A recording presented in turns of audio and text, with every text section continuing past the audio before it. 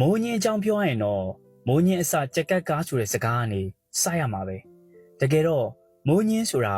ရှမ်းဘာသာစကားမိုင်းရင်ကနေဆင်းသက်လာတာဗျဗျိုင်းမျိုးလို့အဓိပ္ပာယ်ရတယ်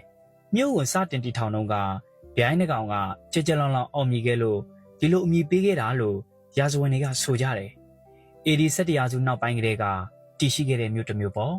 နောက်ပြီးပထဝီအနေထားကလည်းထူးခြားတယ်ဗျဘေးတစ်ဖက်တစ်ချက်မှာတောင်တန်းတွေဝန်းရံထားတဲ့မြေပြန့်လွင်ပြင်လေးမြို့လေကောင်တဲ့တဲ့ကိုနှံရင်ချောင်းကြီးကဖြတ်စီးသွားပြီးမြို့ကိုနှစ်ပိုင်းပိုင်းထားတာချောင်းရဲ့တစ်ဖက်မှာမေးထားလန်းတဲ့စပားဆက်ကြီးတွေရှိပြီးတခြားတစ်ဖက်မှာတော့ရုံတွေကျောင်းတွေနဲ့မြို့မဖျားတို့ရှိတယ်ဒီကမ်းတစ်ဖက်ကိုတန်တရားတွေကျိုးတရားတွေနဲ့ဆက်သွယ်ထားတာဆိုတော့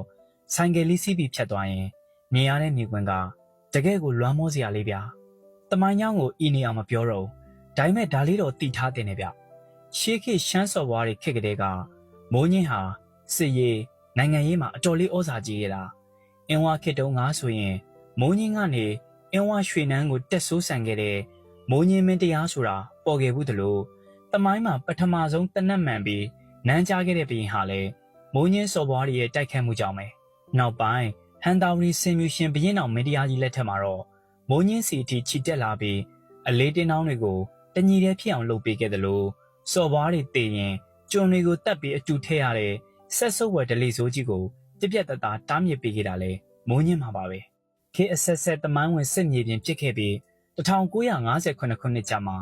အခုလိုမြို့နယ်အဖြစ်ပုံပေါ်လာခဲ့တာပါတမိုင်းတွေခဏထားမိုးညင်းရဲ့တကယ့်ကောင်းွက်တွေကအခုမှစမှာမိုးညင်းဟာစံစဘာအထွက်ဆုံးဒေတာရဲ့အချက်ချားပြနှံချောင်းတစ်ဝိုက်မှာထွက်တဲ့စဘာတွေကမျိုးကောင်းညာကောင်းတွေမို့မြို့ပေါ်မှာဆန်စယ်ကြီးတွေအပြည့်ပဲဆန်အိုးကြီးလို့တောင်ပြောရင်မမှားဘူးဒါတင်မဲလားဆိုတော့မဟုတ်သေးဘူးမြေပေါ်မြေအောက်ရတနာတွေဖြစ်တဲ့ကြောက်စိမ့်ပရင်ရွှေနဲ့ငကားသွဲကြောက်တွေပါထွက်တဲ့ရတနာမြေပြပညာရေးဘက်မှာလည်းမိုးညင်းတက္ကသိုလ်အစိုးရနည်းပညာကောလိပ်တို့ရှိတာမို့လူငယ်တွေပညာရှာရာမြို့တော်ကြီးလည်းဖြစ်နေပြန်ရောမြို့ပေါ်ကိုရောက်ရင်ဦးရစိန်ဆရာတော်ကြီးတည်ခဲ့တဲ့ကျေးစနုတော်ကြီးဖြစ်တဲ့မြာသိန်းနံဖရာကြီးကိုမဖြစ်မနေဖူးရမယ်အောက်ဖက်9မိုင်လောက်မှရှိတဲ့ဘလူးမျိုးကစောင်းတန်းလေးတွေနဲ့ရွှေဘုံသားဇီဒီဆိုရင်လည်းတပေါင်းလာဖျားပွဲတော်ရက်တွေမှာအလွန်စီကားတာပြီးတော့ကဘာကျော်အာဆီယံအမွေနဲ့အင်းတော်ကြီးကန်တဲ့ရွှေမြင်စုရေလဲဖျားကြီးကလည်းမိုးညင်းမြို့နယ်ထဲမှာပဲရှိတာလေတဘာဝပတ်ဝန်းကျင်ကစိမ့်လန်းဆိုပြေးပြီးရာသီဥတုကလည်းမြတာတော့နေလို့အရန်ကောင်းတဲ့မြို့လေးပေါ့လမ်းပန်းဆက်သွယ်ရေးကလည်းမန္တလေးမြစ်ကြီးနားမြစ်ထားလမ်းနဲ့ကားလမ်းမကြီးပေါ်မှာဓာတ်ရိုက်ရှိနေတာဆိုတော့တွားရလာရတာတကယ်လွယ်ကူပါတယ်ကားနဲ့ပဲဖြစ်ဖြစ်ရထားနဲ့ပဲဖြစ်ဖြစ်စိန်ရှိလာခဲ့လိုက်ရုံပဲမုံညင်းမှာနေရတာတကယ်အေးချမ်းတယ်ရှမ်းကချင်ဗမာ